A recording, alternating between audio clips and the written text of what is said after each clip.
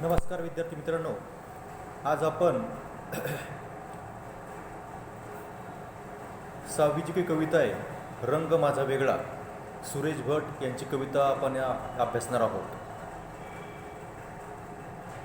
विद्यार्थी मित्रांनो, सुरेश भट हे गझल सम्राट आहे, ज्यांनी मराठी भाषेमध्ये आपल्या गझलद्वारे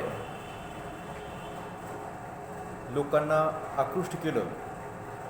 तर अशा प्रकारचे हे गझलकार लाभले आम्हास भाग्य, बोलतो मराठी असं अजरामर गीत काव्य लिहिणारे सुरेश भट, त्यांनी मराठी भाषेचं जे काही सामर्थ्य आहे तर हे त्यांनी जाणलं होतं. त्यांचं मराठी भाषेबद्दल त्यांना प्रामुख्याने प्रेम होतं, जिव्हाळा होता. आणि मग साहजिकच त्यांनी या मराठीमध्ये प्रामुख्यानं असंख्य अशा प्रकारचं लेखन करून एक प्रकारची लोकप्रियता मिळवली. तर अशा प्रकारचे हे सुरेश भट, तर या सुरेश भट यांचे अनेक अशा प्रकारचे काव्यसंग्रह प्रसिद्ध आहेत. तर आपण या कवीचा थोडक्यामध्ये परिचय करून घेऊ. सुप्रसिद्ध कवी, पत्रकार, संपादक, काही काळ वृत्तपत्रात वार्ताहर व साप्ताहिक बहुमतचे संपादक. रूपगंधा, रंग माझा वेगळा, एल्गार, झंझावात या संग्रहांनी त्यांच्या कवितांचे वेगळेपण आणि गझलकार म्हणून स्थान निश्चित केले. त्यांचे खरे सामर्थ्य त्यांच्या राजकीय, सामाजिक आशयाच्या कवितातून जाणवते. माणसाचा दुटप्पी व्यवहार, स्वार्थ, ढोंगीपणा, लाचारी, समाजातील मूल्यहीनता, मीची समाजाने केलेली मानहानी याविषयीचा प्रखर संताप ते व्यक्त करतात. प्रेम कवितेतील त्यांची मृदू म्हणजे कोमल व हळुवार शब्दकळाही कधीकधी तीक्ष्ण, धारदार व उपरोधिक बनते. गझल या रचनाबंधाचा निष्ठापूर्वक स्वीकार व दृढनिश्चयी प्रसार हे सुरेश भट यांचे काव्य परंपरेतील खरे योगदान. गझल हा रचनाबंध लोकप्रिय करण्यात त्यांचा सिंहाचा वाटा आहे. विद्यार्थी मित्रांनो, सुरेश भट यांनी असंख्य अशा प्रकारच्या गझल लिहिलेल्या आहेत. जी गझल उर्दू वाङ्मयामध्ये प्रसिद्ध आहेत, तर तीच गझल मराठीमध्ये सुद्धा त्यांनी काय केलं, लोकप्रिय केली. आणि आपल्या मराठी भाषेवर सुद्धा त्यांनी आपला एक प्रकारचा वेगळा ठसा निर्माण केलेला आहे. रंग माझा वेगळा या अत्यंत गाजलेल्या गझलेत आपणाला गझलकाराच्या अगदी वेगळ्या व्यक्तिमत्वाची ओळख होते. म्हणजे व्यक्ती म्हणून कवी कसा आहे, कवीच्या व्यक्तिमत्वाचे नानाविध अशा प्रकारचे पैलू आपल्याला या कवितेमध्ये दिसतील. सगळ्या गुंत्यात गुंतूनही आपला पाय मोकळा ठेवणाऱ्या कलंदर व्यक्तिमत्वाला येणारे अनुभवही जगावेगळे असतात. ज्या वेळेला कवी समाजामध्ये वावरतो तर त्यावेळेला असंख्य अशा प्रकारचे अनुभव त्याला येत असतात. तर हेच अनुभव ज्यावेळेला आपल्या काव्यामध्ये टिपतात कवी, तर त्यावेळेला या ठिकाणी आपल्याला त्यांचं एक आगळं वेगळं पण त्यांनी जपलेलं आहे. एरवी सर्वांना उन्हाच्या झळा लागतात, परंतु अशा जगावेगळ्या माणसाला सावलीच्याही झळा लागतात. प्रत्येक मनुष्य काय करतो, तर उन्हापासून संरक्षण म्हणून आपण काय करतो, झाडाखाली आसरा घेतो. परंतु कवीलासुद्धा मात्र या ठिकाणी काय होतं, या ठिकाणी या सावल्यांच्या सुद्धा झळा लागतात. तर ह्या सावल्यांच्या झळा कशा लागतात? कवीला सांगायचं आहे की ज्या लोकांवर कवीने एक प्रकारचा विश्वास ठेवला, तर त्याच लोकांनी काय केलं, तर लोकांचा एक प्रकारचा आपला कवीचा विश्वासघात केला. आणि म्हणून कवी म्हणतो की जगावेगळ्या माणसाला सावलीच्याही झळा लागतात. दुःखाचा अनुभव तर नेहमीचाच असतो, परंतु कधी काळी मिळणारे सुखही अशा प्रकारे मिळते की त्याने आनंद वाटण्याऐवजी दुःखच वाटते. कवीच्या वाट्याला असंख्य अशा प्रकारचे दुःख आलं. एवढंच नाही तर प्रत्येकच माणसाच्या वाट्याला सुख-दुःख येतच असतात, परंतु ज्यावेळेला आनंदाचे क्षण आले तर त्यावेळेलासुद्धा मात्र या ठिकाणी आनंद वाटण्याऐवजी कवीला काय झालं, दुःखच झालं असं कवी म्हणतो. त्यामुळे गझलकाराला वाटत राहते की जगण्यास सुरुवात करतानाच आयुष्याने आपला विश्वासघात केला आहे. कवीला या ठिकाणी काय वाटतं, तर आपला जणू काही आपल्याच आयुष्यानं आपला विश्वासघात केला आहे असं कवीला वाटतं. म्हणजे ज्यावेळेला कवीनं या ठिकाणी जीवन जगण्यास सुरुवात केली तर त्याच वेळेला लोकांनी काय केलं, त्यांना एक प्रकारचा दगा दिला. आणि म्हणून कवी म्हणतो की मला काय झालं, तर ज्यावेळेला माझ्या जगण्याची सुरुवात होती तर त्याच वेळेला इतर लोकांनी मला, आपल्याच लोकांनी दगा दिल्यामुळं साहजिकच या ठिकाणी कवीला एक असा प्रकारचा आगळावेगळा अनुभव आला आणि कवीचा एक प्रकारचा विश्वासघात झाला. परंतु अशाही परिस्थितीत दुःखांचा हसतमुखाने स्वीकार करत गेल्यामुळे दुःखांनाही माझा लळा लागला असा गझलकाराचा अनुभव आहे. कवीने काय केलं, तर परिस्थिती जी आहे तर त्या परिस्थितीला कवी या ठिकाणी हसतच सामोरे गेले आणि मुखानं त्या दुःखाचा सुद्धा स्वीकार केला. शेवटी त्या दुःखाला सुद्धा प्रामुख्याने काय झालं, तर या ठिकाणी एक प्रकारचा कवीचा लळा लागला. त्याने स्वतःला माणसाच्या मध्यरात्री हिंडणारा सूर्य म्हटले आहे. ज्याप्रमाणे सूर्य एक प्रकारचा अंधकार नष्ट करतो, तर त्याचप्रमाणे कवीने सुद्धा ठरवलेलं आहे की जो काही समाज आहे, या समाजामध्ये या ठिकाणी असंख्य अशा प्रकारचे प्रश्न आहेत. त्या प्रश्नांना वाचा कवी फोडू शकतो आणि आपलं जे काही सामर्थ्य आहे तर ते सामर्थ्याद्वारे कवीला अशा प्रकारे या ठिकाणी समाजामध्ये बदल करायचे आहे. तर याची जाणीव कवीला आहे आणि म्हणून या ठिकाणी कवीने काय केलं, तर स्वतःला माणसाच्या मध्यरात्री हिंडणारा सूर्य म्हटलं आहे. ज्यांचे आयुष्य नैराश्य अंधकाराने व्यापलेले आहे, त्यांच्यासाठी पेटून उठणारा मी सूर्य आहे असे तो जेव्हा नमूद करतो तेव्हा त्याची प्रखर सामाजिक बांधिलकी दिसून येते. विद्यार्थी मित्रांनो, कवी समाजाशी बांधील आहे. ज्यावेळेला आपण या ठिकाणी समाजामध्ये फिरतो तर त्यावेळेला नानाविध अशा प्रकारचे अनुभव आपल्याला येतात. प्रत्येक मनुष्य स्वतःसाठी जगतोच, परंतु त्याचबरोबर या समाजामध्ये आपण राहतो तर त्या समाजाचं आपल्याला काहीतरी देणं लागतं. त्या समाजासाठी आपण काही करू शकतो का, आपल्यामध्ये जे काही सामर्थ्य आहे तर त्या सामर्थ्याचा उपयोग समाजासाठी होऊ शकतो का, हे कवीनं जाणलं. आणि कवीने काय केलं, तर हे जो काही समाज आहे, दीन दलित पीडित जो काही समाज आहे, तर त्यांच्यावर जो काही अन्याय होत आहे तर त्या अन्यायाला वाचा फोडण्याचं काम कवीने केलं. आणि म्हणून कवी काय म्हणतो की रंग माझा वेगळा, मी कसा आहे तर इतरांपेक्षा वेगळा आहे. कारण काय, तर कवीने काय केलं, तर आपलं एक वेगळेपण जपलं. कवीमध्ये, कवीच्या शब्दामध्ये, कवितामध्ये, गझलमध्ये प्रामुख्याने एक प्रकारचं सामर्थ्य आहे. आपण काय करू शकतो, आपल्या सामर्थ्याचा उपयोग या ठिकाणी जर या समाजासाठी केला, समाजातील जे काही दीन आहेत, दलित आहेत, गरीब आहेत, तर त्यांचा उद्धार कसा होईल, त्यासाठी आपल्याला काही करता येईल का, तर हे कवीनं जाणलं. त्या गोष्टीची जाणीव कवीला झाली आणि त्यामुळं कवीने काय केलं, तर एक प्रकारची सामाजिक बांधिलकी जपली. सावल्यांच्या झळा, दुःखांचा लळा, मध्यरात्री हिंडणारा सूर्य यासारख्या परस्पर विरोधी भावछटामुळे अर्थाच्या दृष्टीने गझल वेगळ्या उंचीवर पोचते.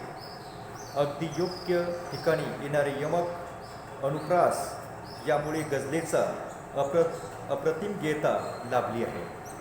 विद्यार्थी मित्रांनो, आपण या ठिकाणी कविवर्य सुरेश भट यांचा परिचय आपण पाहिला तर या कवी एक प्रामुख्यानं कवीने काय केलं तर समाजामध्ये एक वेगळं स्थान निर्माण केलेलं आहे. आपलं वेगळं स्थान निर्माण करत असताना ज्या समाजामध्ये कवी वाढला, लहानाचा मोठे झाला, त्यानं असंख्य अशा प्रकारच्या यातना दुःख भोगलं, परंतु अशा प्रकारचे हे जे काही अनुभव आहेत तर हे अनुभव करत असताना कवी स्वतः जगलेच, परंतु मात्र त्यांनी काय केलं, कवीने मात्र काय केलं तर या ठिकाणी समाजासाठी आपला जो काही वेळ आहे तर तो खर्ची घातला. एक प्रकारची सामाजिक बांधिलकी त्यांनी जपली आणि म्हणून या ठिकाणी कवी कसा आहे तर इतरांपेक्षा वेगळा आहे.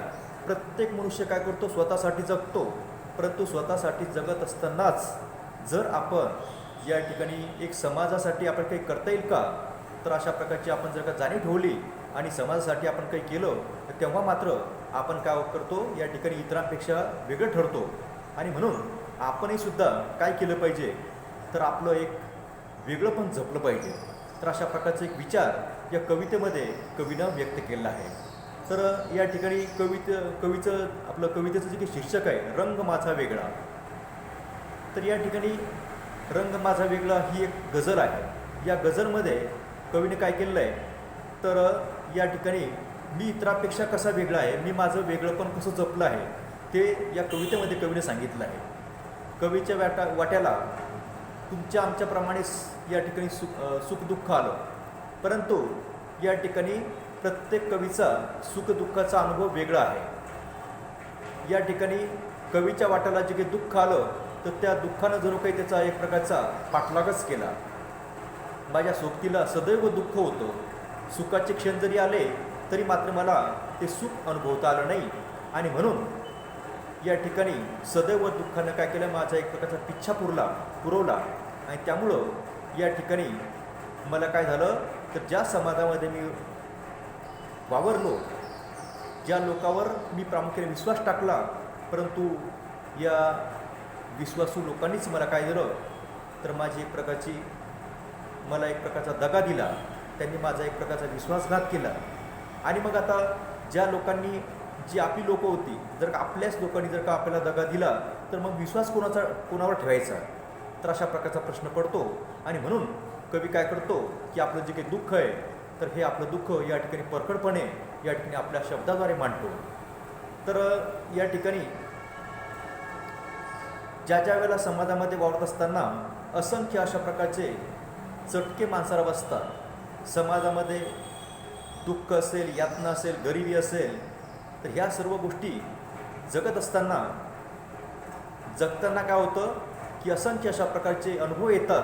तर ह्या सर्व काही अनुभवांचा या ठिकाणी हे सर्व अनुभव या ठिकाणी कवीला आहेत आणि त्यामुळं या अनुभवाच्याद्वारे कवीने काय केलं तर आपलं जीवन जगत असताना इतरांचं दुःखसुद्धा पाहिलं, अनुभवलं आणि मात्र ते इतरांचं दुःख कमी करण्याचा त्यांनी प्रयत्न केला.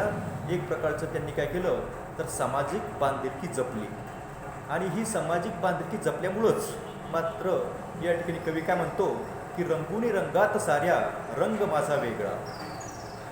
विद्यार्थी मित्रांनो,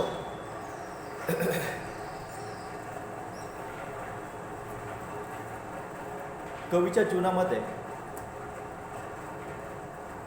जी काही पहिली ओळ आहे तर या पहिल्या ओळीमध्ये मात्र आपल्याला या ठिकाणी नेमका या कवितेमध्ये नेमका अर्थ काय सांगितलेला आहे ते आपल्याला बघायचं आहे. रंगुनी रंगात साऱ्या रंग माझा वेगळा. वेगळा म्हणजे काय, अलग. गुंतुनी गुंत्यात साऱ्या पाय माझा मोकळा. पाय माझा मोकळा म्हणजे बंधनातून मुक्त होत असणे. तर कवीला या ठिकाणी असं सांगतोय की कवीच्या जीवनामध्ये असंख्य अशा प्रकारची आव्हानं आली. तर जीवनाचे अनेक रंग कवीने काय केलं तर या ठिकाणी कवी जगले. नानाविध अशा प्रकारच्या गोष्टी कवीच्या वाटण्यास आला आणि हे जे काही आव्हानं आहेत तर ती कवीने काय केलं, स्वीकारली. जीवनाचे अनेक प्रकारचे रंग कवी जगले आणि मात्र या ठिकाणी कवीने काय केलं तर ज्या समाजामध्ये कवी राहतो आहे तर त्या समाजामध्ये राहत असताना मात्र भावनेच्या गुंत्यात कवी कधी पडला नाही. तर भावनेच्या गुंत्यात कधी पडला नाही, कारण काय, तर स्वतःला या ठिकाणी कवीने काय केलं, एक प्रकारचं अलिप्त ठेवलं. तर थोडक्यामध्ये कवीने काय केलं, तर स्वतःचं एक वेगळंपण जपलं. कारण काय, की ज्या ज्या वेळेला आपण समाजामध्ये वावरतो, तर समाजामध्ये वावरत असताना प्रत्येकाच्या वाट्याला सुखदुःख येतच असतात. तर तशाच प्रकारचे सुखदुःख कवीच्या वाट्याला सुद्धा आली. अनेक प्रकारची आव्हानं कवीने स्वीकारली.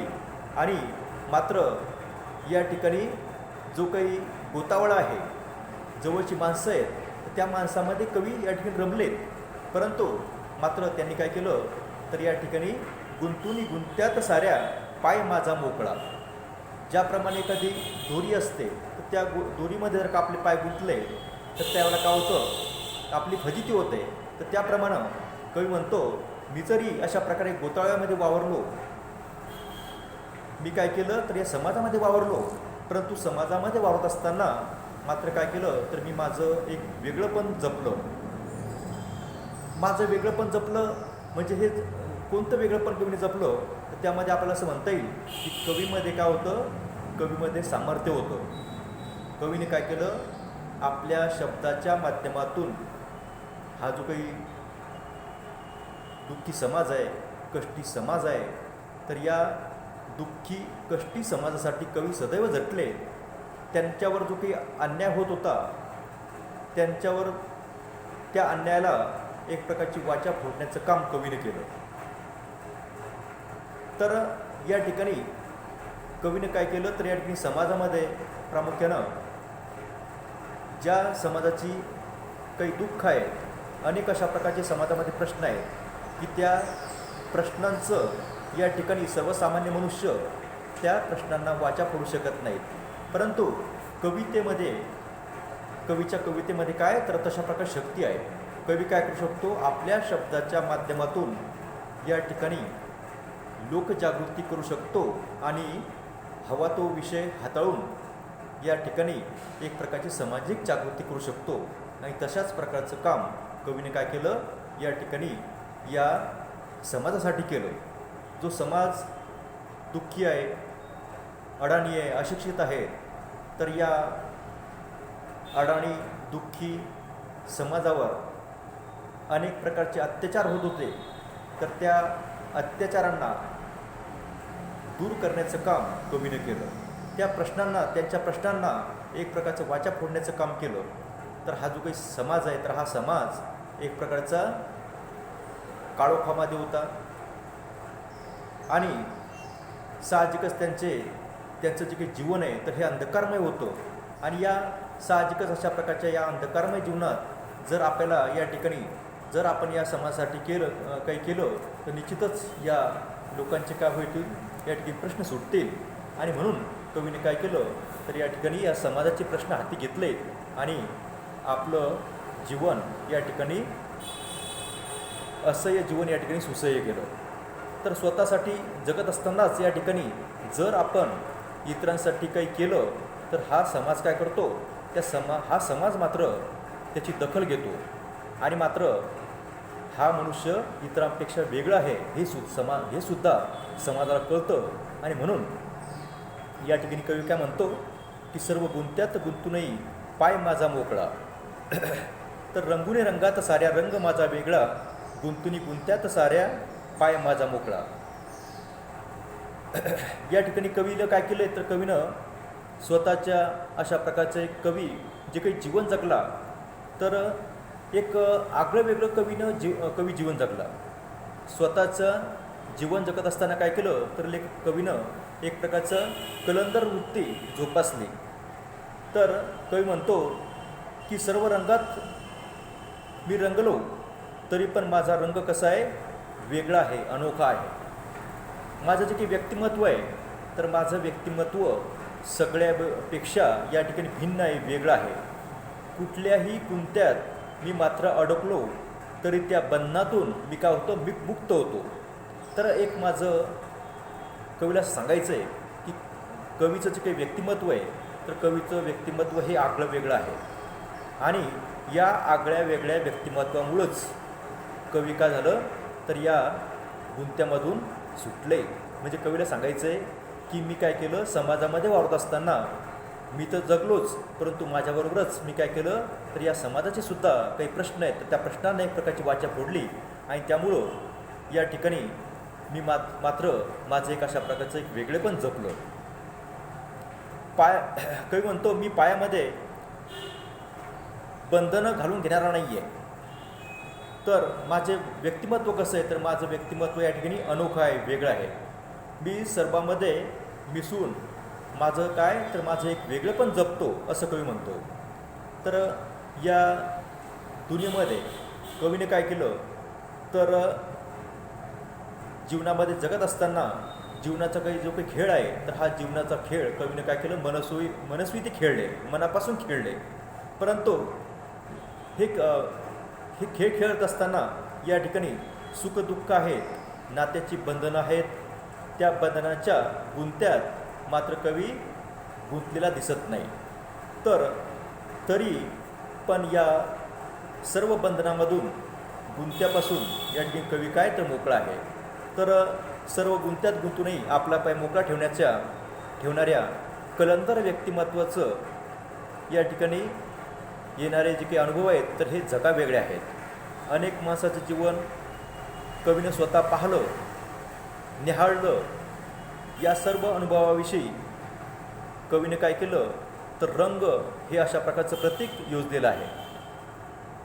तर अशा प्रकारे जे काही या ओळी आहेत, तर या ओळीमध्ये कवीनं काय सांगितलं आहे की रंगुनी रंगात साऱ्या रंग माझा वेगळा, गुंतुनी गुंत्यात साऱ्या पाय माझा मोकळा.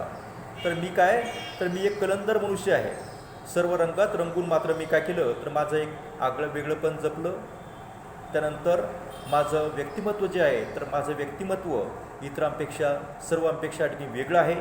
आणि मात्र जरी असं असलं तरी मात्र मी कोणाच्याही गुंत्यामध्ये अडकलो नाही, कोणाच्याही बंधनामध्ये या ठिकाणी मी अडकलो नाही.